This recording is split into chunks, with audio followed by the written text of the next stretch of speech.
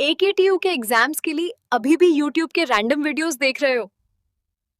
मुझे भी वही प्रॉब्लम थी। फिर मैंने डाउनलोड किया यूनिक सीरीज ऐप जो AKTU के सिलेबस के हिसाब से बना है।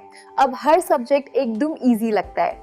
यहाँ मिलते हैं जो वीडियो लेक्चर्स, नोट्स और प्रीवियस ईयर पेपर्स, सब AKTU सिलेबस के अकॉर्डिंग। बेस्ट पार्ट, पहली परचेज पे 20% ऑफ भी है। बस कोड यूज करो, सेव 20। डाउनलोड करो अभी unique series app, smart students की choice. So hello everyone, welcome back. I hope आप सभी लोग अच्छे होंगे एंड सब बढ़िया कर रहे होंगे। तो ये हमारा बहुत इंटरेस्टिंग सा प्यार सा सब्जेक्ट चल रहा है which is nothing, it's database management system, जिसको हम अपना इन शॉर्ट DBMS भी बोलते हैं। ऑलरेडी हमारी यूनिट 1 कंप्लीट हो चुकी है and it's our unit 2 part 4। I hope आपको लेक्चर्स अच्छे लग रहे होंगे, सारी चीज़ें कवर अप हो रही होंगी, कोई भी डाउट्स नहीं होंगे। अगर स्टिल डाउट हो तो फील फ्री टू आस्क। अब जिसने प्रीवियस लेक्चर्स नहीं देखे तो मैं सबसे पहले यही रिकमेंड करूंगी कि प्लीज़ वीडियो को पॉज करिए और प्रीवियस वाले आप लेक्चर्स देख लीजिए, because each lecture is connected to one another.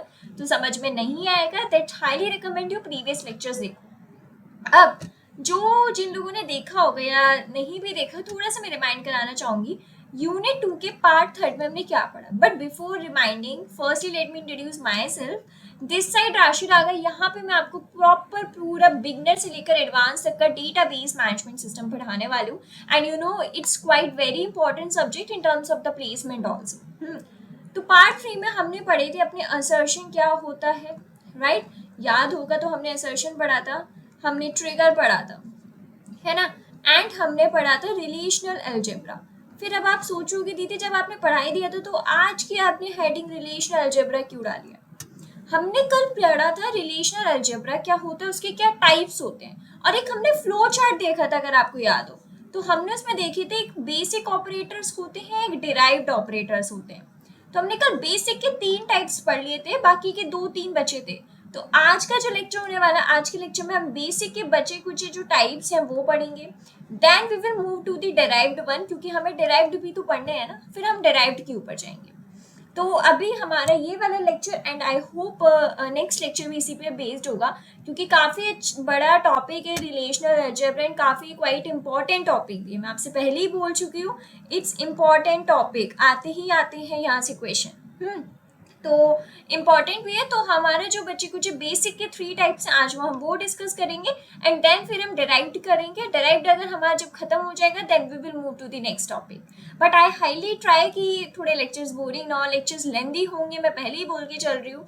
Unit 1 जैसे हमारी ज़्यादा वीडियोज़ की गई थी, ऐसे ही आपकी यूनिट 2 भी ज़्यादा वीडियोज़ की जाएगी। तो वो टेंशन नहीं लेनी है, मज़े मज़े में हम सारे लेक्चर्स कवर अप करेंगे, तो टेंशन नहीं लेंगे, ठीक है? तो चलिए without any further delay we are going to start our today's lecture which is totally based on relational algebra types. Okay, तो अब हमने जो प्रीवियस लेक्चर उसमें 3 टाइप्स पढ़ लिए थे, मैं याद दिलाऊं। हमने पढ़ा था सिलेक्शन, राइट, हमने पढ़ा था प्रोजेक्शन एंड हमने पढ़ा था यूनियन। एम आई राइट? हमने ये 3 टाइप्स पढ़े थे ना। आज हम उसके आगे के पढ़ेंगे which is set difference. Set difference क्या होता है? सेट डिफरेंस को हम डिनोट करते हैं माइनस के साइन से। सेट डिफरेंस मैंने कल आपको हिंट दे दिया था, बट फिर भी हम अच्छे से पढ़ेंगे। The set difference operation is used to find the rows that are present in one table but not in another. अब जैसे आपकी एक टेबल ये है, एक टेबल ये रोज है आपकी। सेट डिफरेंस क्या बोलते हैं? जैसे एक आपकी मुझे वो वाली रोज दो जो आपकी प्रेजेंट होंगी टेबल ए में, बट टेबल बी में नहीं होनी चाहिए। फॉर एग्जाम्पल अगर रो एक है, जैसे राशि के नेम से एक रो है, तो राशि के नेम पे यहाँ पे रो नहीं होनी चाहिए। अगर राशि के नेम से यहाँ रो हुई तो वो वाली चीज कंसिडर नहीं करी जाएगी। यहाँ पे उसने देखा अच्छा राशि के नेम से रो नहीं है तो ठीक है, मैं इसको मान लूंगा। अगर मैं वेन डायग्राम में बताऊं, वेन डायग्राम आप लोगों ने पढ़े होंगे, सेट का ही चल रहा है ये, तो वेन डायग्राम पढ़ा होगा कि जैसे हमारी टेबल बी है, ये हमारी टेबल ए है, तो मुझे क्या चाहिए? सिर्फ ये वाला पोर्शन चाहिए जो टेबल ए में है। मुझे टेबल बी वाले से मतलब ही नहीं है। उसको क्या चाहिए? वो रोज चाहिए जो सिर्फ और सिर्फ एक टेबल में प्रेजेंट है, दूसरे में प्रेजेंट नहीं है। मैंने बताया ना ये वाला, ये बेस्ट एग्जाम्पल है। जैसे आपकी टेबल बी है और ये टेबल ए है, तो टेबल ए में ये जो रोज प्रेजेंट है मुझे सिर्फ यही वाली चाहिए, बाकी के जो टेबल बी में प्रेजेंट है यानी मुझे उससे मतलब नहीं है, मुझे वो वाली नहीं चाहिए। क्लियर? सेट डिफरेंस क्लियर हो गया? क्या होता है सेट डिफरेंस? जैसे आपकी 2 टेबल बनी है, दो टेबल में से आपके अगर पहली वाली टेबल में जो रोज है वही आपकी दूसरी वाली अगर टेबल में प्रेजेंट है तो हम वो काउंट नहीं करेंगे, हम सिर्फ वो रोज काउंट करेंगे जो दूसरी टेबल में नहीं होगी। मतलब हम कॉमन नहीं देख रहे, हम यूनिकनेस देख रहे हैं। Clear? It works the same as minus in set theory, जो मैंने बताया सेट थ्योरी में माइनस जैसे काम करता है सेम काम करता है। ये करता है क्या, शो करता है data from table A not that is not in the table B. मैंने बताया ना, वो डेटा शो करता है जो टेबल ए में होगा बल्कि टेबल बी में नहीं होगा।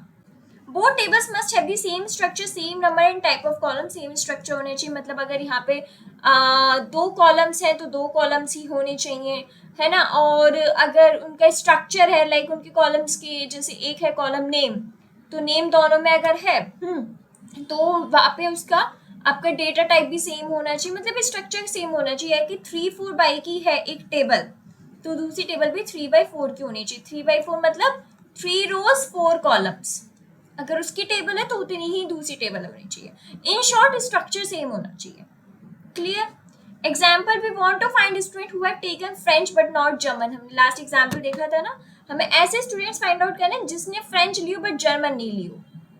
ठीक है, अब ये अभी नीचे वाला छुपा लो सिंटेक्स। सिंटेक्स का मैंने क्या बताया था, थोड़ा मैं इसको रेज कर देती हूँ। सिंटेक्स याद करो, सिंटेक्स कल क्या बात हुई थी सिंटेक्स की, वो सिंटेक्स हमें वहीं पर यहीं पर यही वाला सिंटेक्स यूज होगा।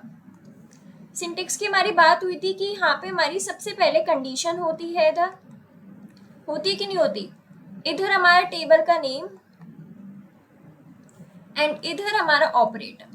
अब कंडीशन क्या, कंडीशन बोल दिया हमें वो स्टूडेंट्स फाइंड आउट करने जो फ्रेंच में तो हो बट जर्मन में ना हो। तो हमारी कंडीशन क्या होगी, हमें स्टूडेंट की नेम ही तो चाहिए, we want to find students. तो हमने बोला कि हमें क्या चाहिए, स्टूडेंट नेम चाहिए। अब आपको पता है स्टूडेंट नेम टेबल में कैसे था, कॉलम वाइज था कि नहीं, और कॉलम के लिए क्या लगता है, प्रोजेक्शन, याद है। तो मैंने लगाया प्रोजेक्शन। टेबल नेम मैंने बोला कि भैया पहले फ्रेंच है। अब उसने बोला मुझे ऐसे स्टूडेंट चाहिए जो फ्रेंच में तो हो बट जर्मन ना हो, तो मैं कहा यानी कि सेट डिफरेंस लगेगा।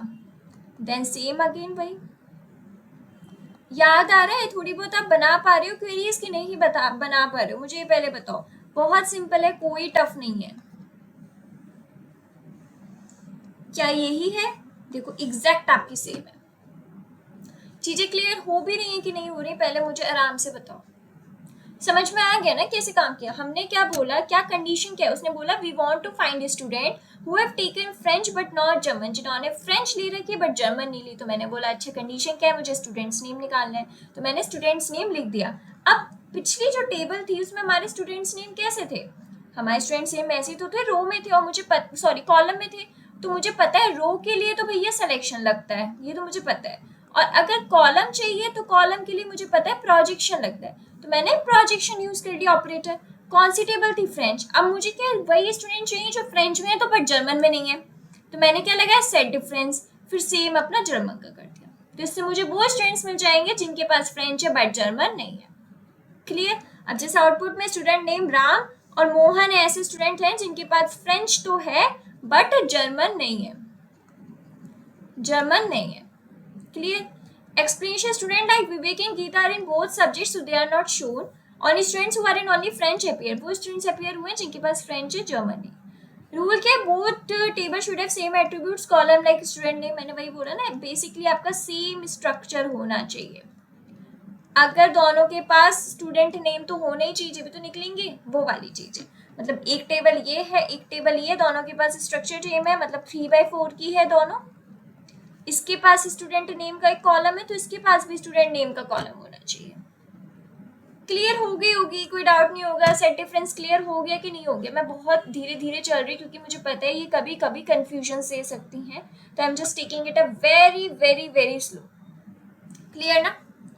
अब हम बढ़ते हैं नेक्स्ट टॉपिक पे विच इज रीनेम। रीनेम मैंने बताया था ना कि जैसे हमारे पास जैसे लैपटॉप्स में फाइल पड़ी होती है या फोन्स में कुछ फाइल्स पड़ी होती हैं, कुछ फोटोज पड़े होते हैं। मैं चाहती हूँ कि मुझे बहुत सारी फाइल्स पड़ी हुई, मैं उसको रीनेम कर दूँ। मतलब रीनेम मतलब जैसे फॉर एग्जाम्पल एक फाइल मेरे पास पड़ी हुई है माई वर्क करके, बट वो मेरी ही फाइल है तो मैं ऐसे कर दूंगी उसको चेंज करके कि राशि वर्क, तो मुझे समझ में आ जाएगा कि अच्छा ये वाली है ना। अब जब हम लोग आप लोगों के लिए पीडीएफ्स बनाते हैं, लेक्चर्स प्रिपेयर करते हैं, तो हम क्या करते, पीडीएफ ऐसे थोड़ा ना लिखते थे कि वो कौन सा, तो हमें बताना समझने के लिए अब मुझे कैसे पता चलेगा कि यूनिट 2 की कौन से लेक्चर की है, तो मैं कैसे सेव कर सकती हूँ। फॉर एग्जाम्पल मैं सेव करी हूँ कि भैया DBMS मेरा सब्जेक्ट चल रहा है, उसके यूनिट 2 की ना लेक्चर 3 है ये मेरा, तो मुझे पता चल जाएगा उस फाइल के नेम से, अच्छा ये वो है, तो रीनेम कर दी। वरना कैसी फाइल्स होती है, मोस्टली कॉमन जो होता है वही होती है। तो रीनेम का आई होप आपको समझ में आ रहा होगा, क्योंकि हम डेली बेसिस पे बहुत ज़्यादा यूज़ करते हैं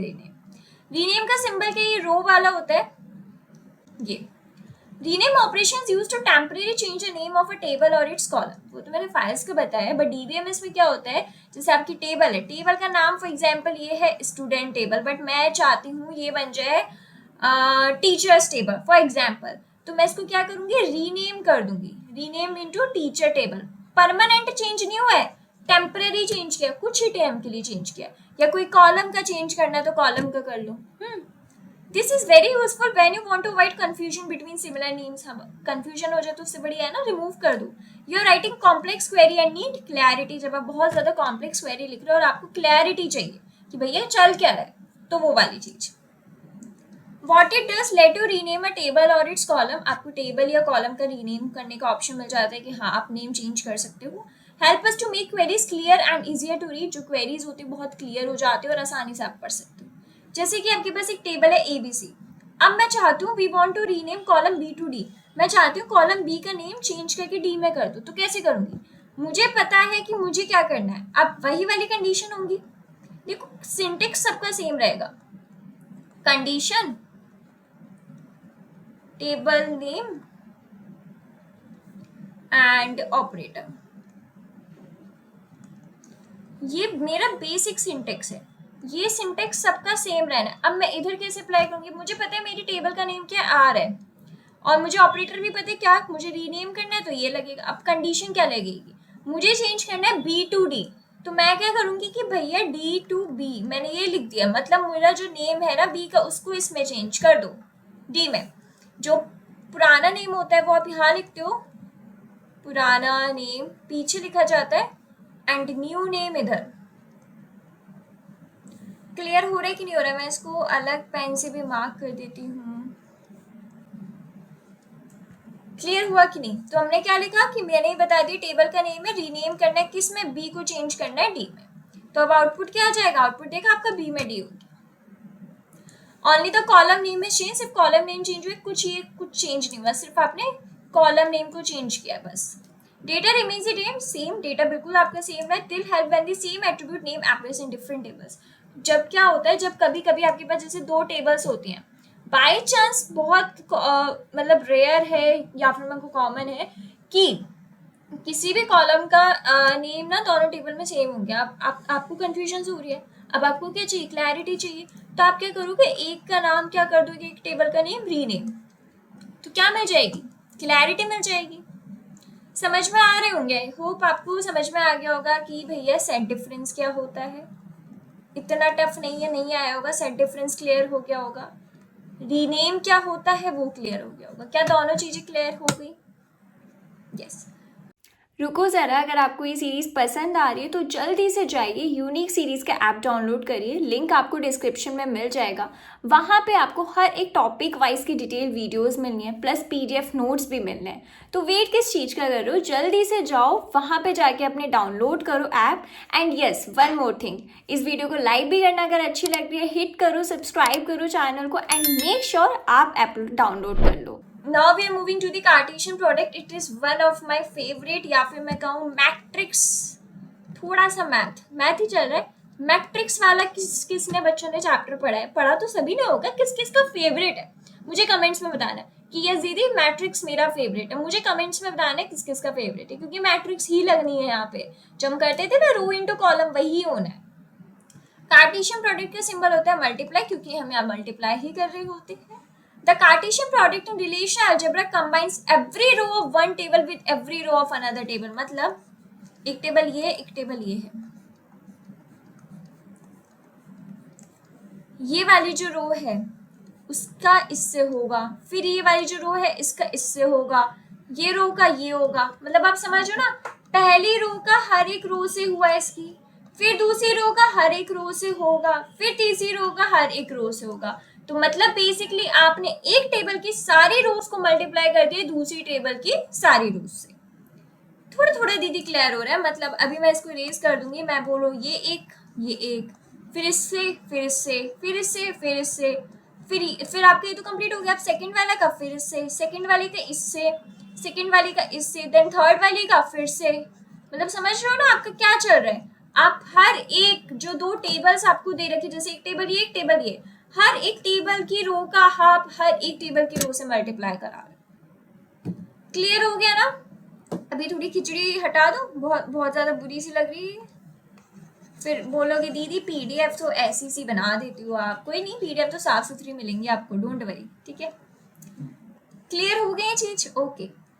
तो it is mostly use before performing join operations in more complex query. कब यूज होता है? जब हम मोस्टली कॉम्प्लेक्स क्वेरीज में बिफोर जॉइन से पहले यूज किया जाता है। अब क्वेश्चन आएगा दीदी व्हाट इज जॉइन? थमो जॉइन हम पढ़ेंगे, डोंट वरी अबाउट इट, ठीक है? तो ये क्या है कि आपका कब यूज होता है? जब आप जॉइंस पढ़ रहे होते हो, कॉम्प्लेक्स क्वेरीज लगा रहे होते हो, जब आपका ये बिफोर दैट यूज होता है। अब कैसे क्या होता है देखते हैं। मैच करते हैं each row of table A with all rows of table B. मैंने ये वाली चीज बताई। The result is all columns from both tables. बहुत सारे जितने भी कॉलम्स होंगे ना, मतलब अगर for example 3 row table A में 3 कॉलम्स हैं, टेबल बी में 3 कॉलम्स हैं, तो टोटल कॉलम्स कितने हो जाएंगे? टेबल जो फाइनल बन के आएगी उन दोनों का सम इन द सेंस मतलब सारे टेबल ए के भी वहां पे कॉलम्स होंगे और टेबल बी के भी वहां कॉलम्स होंगे। अभी हो सकता है समझ नहीं आ रहा, बट जैसे हम एग्जाम्पल देखेंगे तो बहुत हद तक चीजें क्लियर हो जाएंगी, ठीक है? If A has n rows and b has m rows, output is nm। वही वाला यार जो मैं मैट्रिक्स चिल्ला रही हूँ, वही है कि अगर a में आपकी n रोज है ना, b में आपकी m रोज है, तो टोटल आपकी a इंटू बी क्या हो जाएगा? n into m। मतलब अगर मैं बोलूँ एग्जाम्पल दूँ, ए में आपकी 3 रोज है, बी में आपकी 4 रोज है, तो ए इंटू बी क्या हो जाएगा? 12 रोज होंगी टोटल। अभी मैं ये जो हम एग्जाम्पल करेंगे तो वेरीफाई भी कर लेंगे कि दीदी आपने जो फॉर्मूला दिया है कि ठीक है कि नहीं। दीदी ने नहीं दिया, ये ऑलरेडी डिफाइंड है, तो चेक भी कर लेंगे कि ठीक है कि नहीं, ठीक है? आई होप चीजें आपको क्लियर हो रही होंगी, सब चीजें समझ आ रही होंगी। तो चलो अब हम एक बार एग्जाम्पल से भी देख लेते हैं। Let's say we have a relation A जिसमें हमारे पास नेम ए सेक्स है, यहाँ पे 3 लोगों के हमें दे रखे हैं, एंड रिलेशन बी दे रखी है। अब पहले हम वो चीज वेरीफाई कर लेते हैं एन और वाली। इसमें कितने हैं हमारे एन? फॉर एग्जाम्पल इसमें हमारे 3 है, एग्जाम्पल के 3 ही है, एंड इसमें हमारे कितने 2, तो एन इंटू एम कितना हो गया? 3 इंटू 2 कितने होते हैं? 6। तो क्या मेरे आउटपुट में 6 है? 1 2 3 4 5 6, यस 6 है। अब हम इसको करके देखते हैं, बाद में देखेंगे, हम यहाँ पे देखते हैं। तो अब मैं पहले क्या लिखूंगी? सारे के सारे, मुझे एक चीज पता है कि रिजल्ट में क्या आते हैं, सारे के सारे कॉलम्स आते हैं। तो मैंने क्या करा, सबसे पहले सारे के सारे कॉलम्स लिख लूंगी कि जो हमारे रिलेशन ए में है और जो हमारे रिलेशन बी में है, लिख लिए। अब सबसे पहले मैं राम का किस में करवाऊंगी? इन 2 के साथ। तो मैंने लिखा कि भैया राम 14 एम, उसकी आईडी है 1, कोर्स है डीएस। अब राम का डीएस के साथ हो गया। अब मैं फिर से राम का किसके साथ करवाऊंगी? डीबीएमएस के साथ। तो राम 14 एम 2 डीबीएमएस। क्लियर? अब मेरा आता है ये सोना वाला, सोना है, सोना का फिर मैं करवाऊंगी सबसे पहले किसके साथ? डीएस के साथ। तो सोना का डीएस के साथ करवाया, देन सोना का, देन अगेन मैं डीबीएमएस के साथ करवाऊंगी। तो सोना 15 एफ 2 डीबीएमएस। क्लियर? अब आता है किम, किम का फिर डीएस के साथ होगा पहले, किम 20 M DS, sorry 1 DS, then again उसका डीबीएमएस के साथ, तो किम 20 एम 2 डीबीएमएस। क्या मेरी टेबल ठीक है ये? यस और नो? कार्टेशियन प्रोडक्ट तो समझ आ गया होगा, इतना टफ नहीं है, इट्स वेरी इजी। क्लियर हो गई या नहीं हो गई चीजें? मुझे जल्दी से कमेंट्स में बताओ पहले तो, ये जब तक अच्छे से एक टेबल बना लूं मैं। यस, तो ये मेरा कार्टेशियन प्रोडक्ट आ गया। क्या आ गया? ये मेरा कार्टेशियन प्रोडक्ट। क्लियर हुआ कैसे आया? क्लियर हो गया होगा ये तो करा हुआ भी आपका। सेम वेरीफाई कर लेना, सेम है। ठीक है। अब एक्सप्लेनेशन मैंने करके दिखा दिया, 3 into 2 6 rows, each student is paid with both courses, जो कि हमने करा है। जैसे राम ने किसके साथ, डीएस के साथ भी है, डीबीएमएस के साथ भी, हर एक स्टूडेंट्स के साथ हुआ है। This operation is not very useful alone, ये खुद के साथ अभी आपको लग रहा होगा दीदी इसमें कौन से क्या फायदा, क्या है इसका फायदा, क्या है, क्यों क्यों कर क्यों रहे हैं। मैंने बोला कि खुद के साथ फायदा नहीं देता है, ये आपको कब सबसे ज्यादा फायदा देगा, जब आप अपने जॉइंट्स के साथ कर रहे होगे दीदी। अगेन अगेन दीदी अगेन, व्हाट इज जॉइंट्स, मैंने बोला वेट, नेक्स्ट हमारा वही होने वाला, तो वेट। तो ये ऑपरेशन खुद के साथ आप यूजफुल नहीं है, बट जब आप इसको जॉइंट्स के साथ यूज करोगे then it will be very helpful for you. Clear हुआ? अब बढ़ते हैं next topic which is derived operators in relational algebra. यानी कि अगर आपको याद होगा, मेरे पास इसमें तो नहीं लगाया मैंने, लास्ट टाइम मैंने एक चार्ट दिखाया था रिलेशनल अलजेब्रा का, जिधर यहाँ पे दो तरीके के थे, यहाँ था आपका बेसिक और यहाँ था आपका डिराइव्ड। याद है कि नहीं? तो यानी कि हमने बेसिक वाले सारे कवर अप कर लिए। बेसिक में हमने क्या क्या कवर किया? बेसिक में हमने कवर किया सिलेक्शन, प्रोजेक्शन कवर कर लिया, हमने यूनियन कवर कर लिया, हमने सेट डिफरेंस कवर कर लिया, हमने और कौन सा सेट डिफरेंस के बाद अभी क्या पढ़ा था अभी, ओ शिट, या रीनेम हमने कवर कर लिया, हमने कार्टेशियन प्रोडक्ट कवर कर लिया, हमने ये सब कवर कर लिए। बेसिक वाला हमारा पूरा कंप्लीट, एंड आई होप आपको समझ में भी आ गया होगा बहुत अच्छे से, बहुत इजीली मैंने समझाया।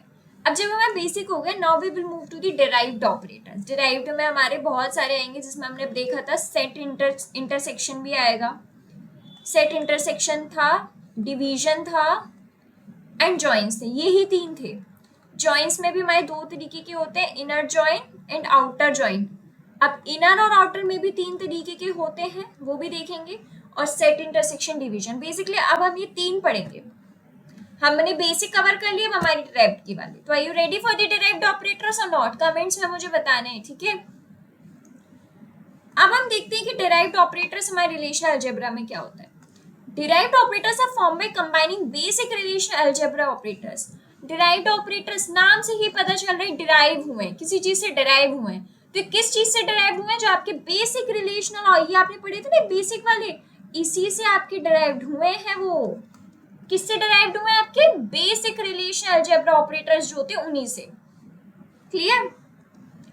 These include operations like join, intersection, division. थे तो मैं पता है यही होते हैं। These derived operators allow us to form more complex query that fulfill specific data retrieval requirements by combining simple operations. जो derived operators होते हैं क्या करने देते हैं हमें? जो और complex से complex जो queries होती हैं हम वो इसके थ्रू कवर अप कर लेते हैं। मतलब पहले जो complex हो रही थी queries, जो हमारी query complex हो रही थी वो हम basic से भी कवर कर रहे थे, राइट? बट जब हमारी मोर कॉम्प्लेक्स क्वेरीज हो जाती है, मतलब मोर कॉम्प्लेक्स, तो हम इतनी किसके थ्रू करते हैं? डिराइव्ड ऑपरेटर्स के थ्रू करते हैं। डिराइव्ड ऑपरेटर्स भी किससे डिराइव्ड हुए हैं? बेसिक से ही तो डिराइव्ड हुए हैं। तो सबसे पहले हम देखेंगे अपने जॉइन ऑपरेटर्स। मैंने बोला था कि कार्टेशियन प्रोडक्ट का खुद अकेले यूज नहीं है, जॉइंट्स के साथ ही है। तो finally the wait is over, now we will study what exactly join operators is. Join operations are used to combine data from two or more relations using a common attribute. Relations मतलब tables, clear होना चाहिए। Join operators आपके क्यों use होते हैं? जब आपको data combine करना होता है दो या दो से ज्यादा टेबल्स का, जिसमें कॉमन एट्रीब्यूट, एट्रीब्यूट मतलब कॉलम्स। देख रहे हो छोटी छोटी टर्मिनोलॉजीज मैंने क्यों पढ़ाई थी? इट्स वेरी इंपॉर्टेंट, ठीक है। तो यानी कि जॉइन ऑपरेटर्स का हम कब यूज करते हैं? जब आपके पास जैसे एक टेबल ये है, दूसरी ये है, तीसरी है। अब इसमें आपका कोई एक कॉलम है जो तीनों में आपका सेम है, तब आपको उनका डेटा मिलाना है, तो आप क्या यूज करोगे? जॉइन। क्या यूज करोगे? Join operators. क्लियर हो गया? जॉइन ऑपरेशंस हम क्यों यूज करते हैं? जब हमें डेटा कंबाइन करना होता है, दो या दो से जो हमारी ज्यादा टेबल्स होती हैं उनका डेटा कंबाइन करना होता है, कॉलम हमारे सेम होते हैं, जब हम जॉइंस का यूज करते हैं। मतलब एक टेबल, दो टेबल, तीन टेबल, चार टेबल है फॉर एग्जाम्पल, और उनमें से एक एक आपका एट्रीब्यूट कॉमन आ रहा है। अब हमें एट्रीब्यूट कॉमन वाली चीज चाहिए तो हम किसके यूज करेंगे? Joins. Clear? They help in forming more detailed queries and in retrieving meaningful combined data from the multiple tables. ये किस चीज में हेल्प करता है? जब हमें बहुत डिटेल में क्वेरीज चाहिए होती है और प्रॉपर एक हमें मीनिंगफुल डेटा चाहिए होता है जब हमने बहुत सारी टेबल्स कंबाइन करें। जैसे मैंने ये फॉर एग्जांपल टेबल्स कंबाइन कर ली, अब मुझे इससे क्या चाहिए, एक मीनिंगफुल डेटा चाहिए। क्या चाहिए, मीनिंगफुल डेटा चाहिए, एंड साथ के साथ मुझे डिटेल्ड क्वेरीज चाहिए। आप ये सोचो कि क्वेरीज क्या होती हैं। भैया क्वेरीज ना यही होती है जो आप इतनी देर से लिख रहे हो ना। यहाँ पे तो नहीं लिखी हमने, यस एक निकल गई, चलो कोई नहीं। ये क्या है, ये हमारी क्वेरीज ही है। क्या है ये हमारी क्वेरीज। तो जब आपको क्या करना होता है, आपने क्या किया, बहुत सारे आपने वो कंबाइन कर दी, टेबल्स आपने बहुत सारी कंबाइन कर दी, और अब उस टेबल में से आपको क्या चाहिए, मीनिंगफुल डेटा चाहिए, क्वेरीज आपको डिटेल्ड चाहिए। तो आप किसके यूज करोगे, जॉइन ऑपरेटर्स का। क्लियर हो रहा होगा जॉइन ऑपरेटर्स हम क्यों यूज करते हैं, हो रहा है कि नहीं हो रहा। जॉइन ऑपरेटर्स का सीधे सीधे मतलब ये है कि आपके पास मल्टीपल डेटा मतलब टेबल्स पड़ी हुई हैं, और उसमें से एक कॉलम आपका कॉमन आ रहा है।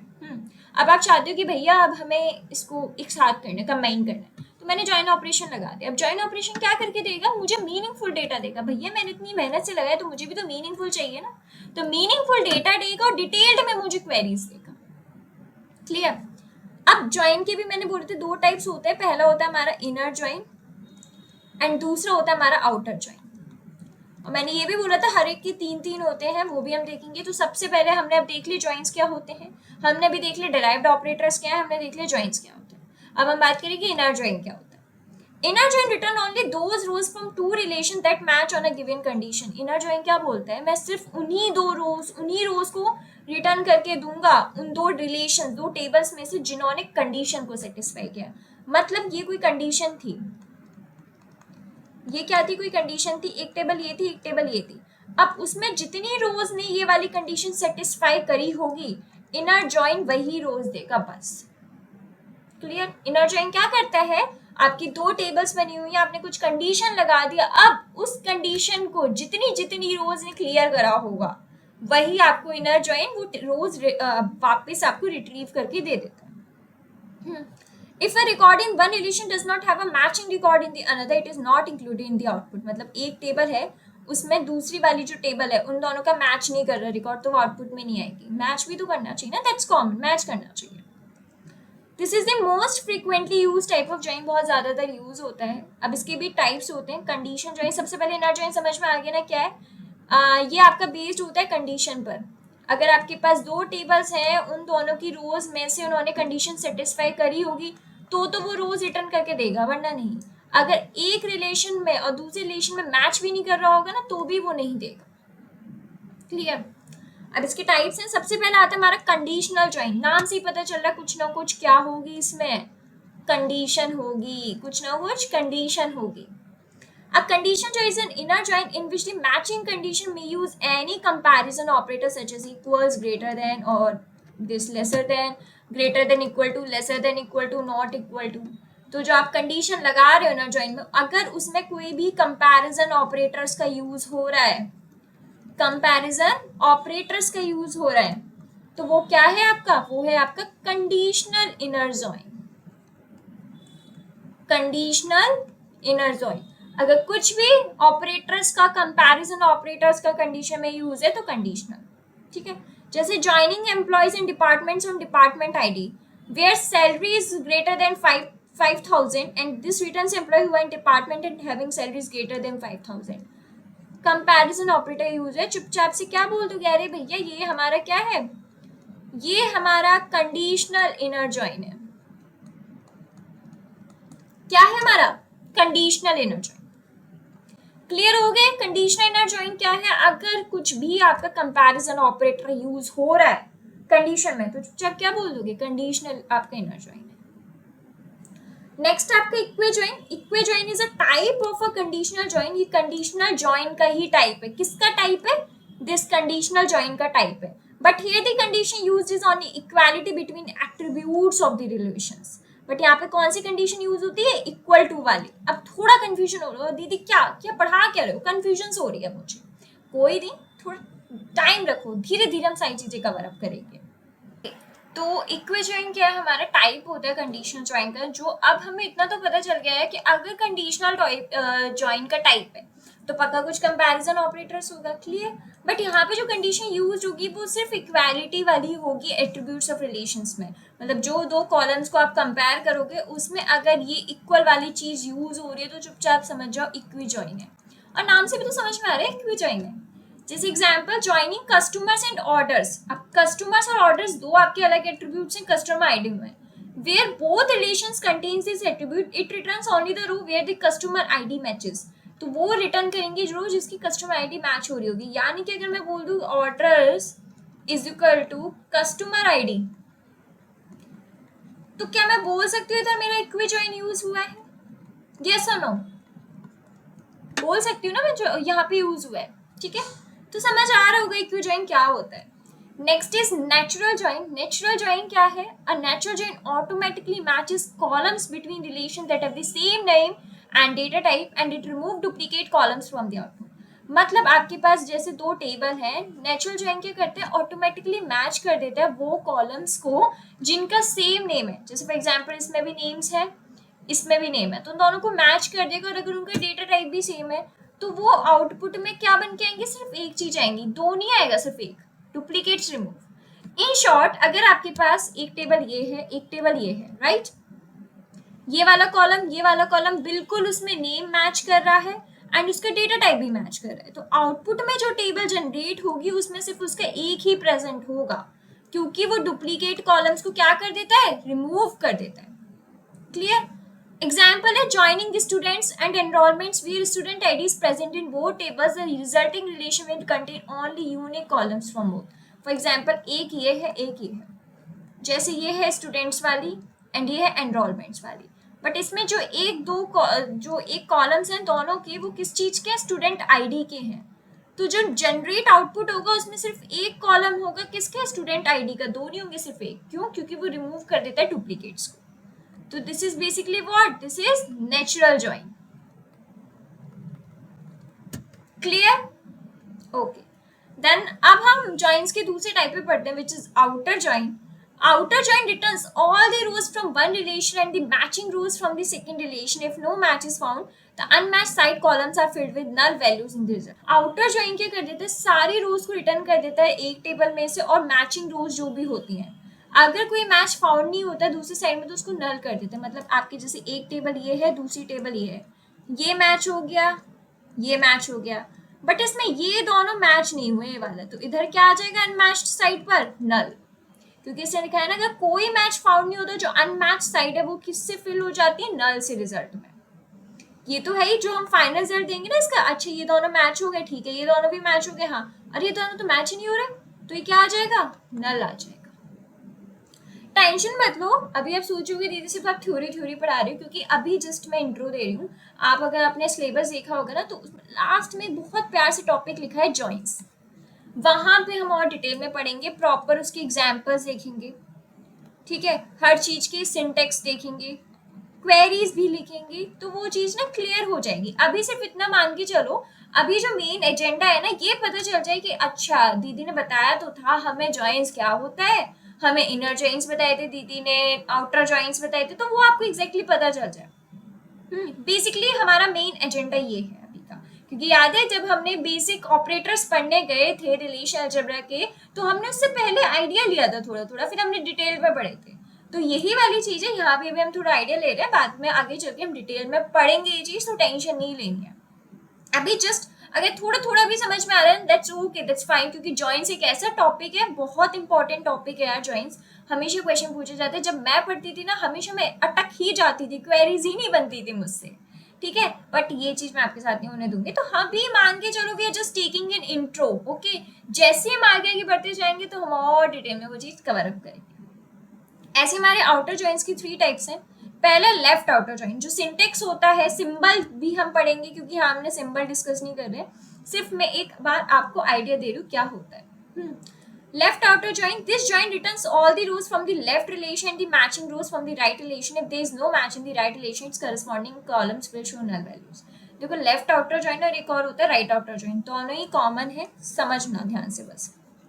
ये हमारा लेफ्ट है साइड, ये हमारी राइट साइड है। इसमें जो आपके जो रोज मैच हो रही हैं, फॉर एग्जाम्पल ये वाली 2 मैच हो गई, तो जो रिजल्टेंट होगा उनमें क्या आ जाएगी, ये तो मैच आ जाएगी, बट ये दोनों अनमैच हो गई, तो यहाँ पे सिर्फ और सिर्फ नल लिखा जाएगा, क्योंकि वो सिर्फ और सिर्फ क्या देखेगा, लेफ्ट साइड का देखेगा, वो राइट साइड से मतलब ही नहीं रखेगा। वो ये बोलेगा कि अगर लेफ्ट साइड में वो चीज प्रेजेंट है तो ठीक है, अगर राइट साइड में वो चीज नहीं है ना तो उधर साइड नल लिख दो, उधर साइड नल लिख दो, किसमें, लेफ्ट आउटर जॉइन में। बट अगर मैं बात करूं यहाँ पे, जैसे एग्जाम्पल देख लेते पहले, joining employees with departing using a left outer join will show only employees even those not assigned to any department related field nulls। क्योंकि देखो इन्होंने ये जो लेफ्ट साइड टेबल है वो किसकी, एम्प्लॉय की, राइट डिपार्टमेंट। इन्होंने बोला है हम उनको will show all the employees even though not assign to any department, हम सारे एम्प्लॉयज इधर शो करेंगे जो हो रहे हैं, बट अगर डिपार्टमेंट रिलेटेड फील्ड में नहीं है तो उधर साइड हम क्या लिख देंगे, नल। क्योंकि क्या चल रहा है भैया, ये चल रहा है हमारा लेफ्ट आउटर ज्वाइन, और लेफ्ट आउटर ज्वाइन में किसको प्रायोरिटी दी जाएगी, लेफ्ट में। जो चीजें लेफ्ट में प्रेजेंट है चुपचाप लेफ्ट में लिख दो, अगर आपकी मैच नहीं हो रही है राइट वाले के साइड तो नल लिख दो। क्लियर। सेम हमारा राइट आउटर ज्वाइन की साइड है, right outer join returns all the rows from the right relation, the matching rows from the left relation, for unmatched row in the left relation nulls will appear. इसमें just opposite है, जैसे यहाँ पे आपका left में है department और employ है राइट में, तो वो सारे डिपार्टमेंट को करेगा जिनके एम्प्लॉयज नहीं है, अगर अनमैच्ड एम्प्लॉयज होंगे तो उधर नल लिख दे जाएगा। यहाँ पे आपके सारे के सारे मैचिंग हो गए, अगर डिपार्टमेंट साइड पे कोई मैच नहीं हो रहा है तो उसको क्या लिख देंगे, नल लिख देंगे, क्योंकि यहाँ पे प्रायोरिटी किसको दी जाएगी, राइट आउटर ज्वाइन। क्लियर हुआ कि नहीं हुआ। पहले हम थोड़ा एक बार रिविजन्स कर लेते हैं, मुझे लगेगा थोड़ा कंफ्यूजन सा हो रहा है आप लोगों को। जॉइन क्या होता है, जब हमारे पास मल्टीपल टेबल्स होती हैं, ध्यान से सुनो, जब हमारे पास मल्टीपल टेबल्स होती हैं, हमें उसमें से एक कॉलम पसंद आ जाता है, हम बोलते हैं अब तो हम जॉइन लगाएंगे, तो उससे क्या होता है, हमें मीनिंगफुल डेटा निकलता है और डिटेल्ड क्वेरीज निकल जाती हैं। अब जॉइंस के दो टाइप होते हैं, inner join, outer join. Inner join क्या कहते हैं, इनर जॉइन ये बोलता है कि मैं उन्हीं रोज को रिटर्न करूंगा जो पर्टिकुलरली कंडीशन सेटिस्फाई कर रही होगी। आपके पास दो टेबल्स हैं, आपने एक कंडीशन लगा दी, अब वो कंडीशन दोनों टेबल में से जो रो सेटिस्फाई कर रही होंगी मैं वो आपको दे दूंगा। बट उन्होंने बोला कि इनर जॉइन के भी टाइप है। सबसे पहला कंडीशनल जॉइन, उन्होंने बोला अगर कंडीशन जो लग रही है उसमें कंपैरिजन ऑपरेटर यूज हो रहा है तो कौन है वो, कंडीशनल इनर जॉइन। अगर इक्वी जॉइन क्या होता है, अगर उसमें इक्वालिटी ऑपरेटर यूज हो रहा है तो इक्वी जॉइन। नेचुरल जॉइन ये बोलता है कि मैं क्या करूंगा, दो मेरे पास अगर टेबल है उनका सेम नेम है, सेम डेटा टाइप है, तो मैं रिजल्टेंट में एक ही उसका दूंगा, डुप्लीकेट अलाउ नहीं करता। तो इनर जॉइन क्लियर।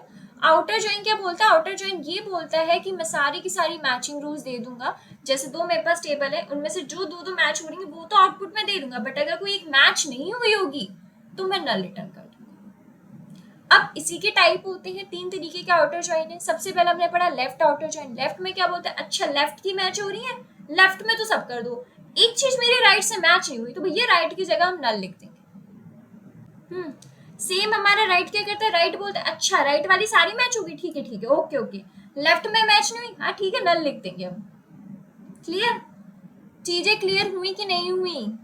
थोड़ा लग तो नहीं रहा ना मैं फास्ट पढ़ा रही हूँ, अगर ऐसे लग रहा है तो मुझे बता देना, बट डोंट वरी, हम जॉइंस आगे और भी पढ़ेंगे अच्छे से। नेक्स्ट आता है हमारा full outer join. This join returns all the rows from both relations. A table ये दोनों जितने भी रोज हैं सब रिटर्न कर देगा। If a row in one relation does not have a match in other तो उसकी जगह नल आ जाएगा। बट ये क्या करेगा, लेफ्ट जो फुल आउटर जॉइन है रिटर्न्स ऑल रोज, ये रिटर्न करता है सारी रोज, सारी की सारी रोज। उसको मतलब नहीं है कि मैच हुई है कि नहीं हुई, पहले तो वो रिटर्न सारी करेगा। अगर मैच नहीं हुई होगी तो वो उसकी जगह क्या रिटर्न कर देगा, नल। आया समझ में। अगर मैच नहीं हुई होगी तो वो क्या कर देगा रिटर्न, वो आपकी उस टाइम पे रिटर्न कर देगा नल। क्लियर। जैसे join customer order give using a full outer join, सारे के सारे कस्टमर्स और ऑर्डर्स दिखेंगे। अगर किसी कस्टमर्स के पास कोई ऑर्डर नहीं है या किसी ऑर्डर के पास कस्टमर्स नहीं है तो उस जगह मैं नल लिख दूंगा, बट मैं सारे के सारे कस्टमर्स भी शो करूंगा, सारे की सारी ऑर्डर्स भी शो करूंगा उधर। अगर कोई नहीं होगा, किसी कस्टमर के पास ऑर्डर नहीं है या किसी ऑर्डर के पास कस्टमर नहीं है, तो मैं उस केस में जाके क्या लिखूंगा, नल लिखूंगा। क्लियर। नेक्स्ट आती है हमारी सेट इंटरसेक्शन, क्योंकि हमें पता है हमारे डिराइव्ड ऑपरेटर्स तीन ही होते हैं, जॉइन, सेट, इंटरसेक्शन, डिवीजन। इसमें हम जॉइंट्स और सेट इंटरसेक्शन पढ़ेंगे। नेक्स्ट जो होगा डिवीजन वो हम नेक्स्ट वीडियो में देखेंगे, क्योंकि वीडियो ऑलरेडी बहुत लेंथी हो जाएगी। एंड अगर जॉइंट समझ में नहीं आया ना, तो एक बार तो पहले आप वीडियो को दोबारा देखो, मुझे लगता है जॉइंट समझ आ जाएगा, इतना टफ नहीं है, बहुत ईजी लैंग्वेज में मैंने बताया।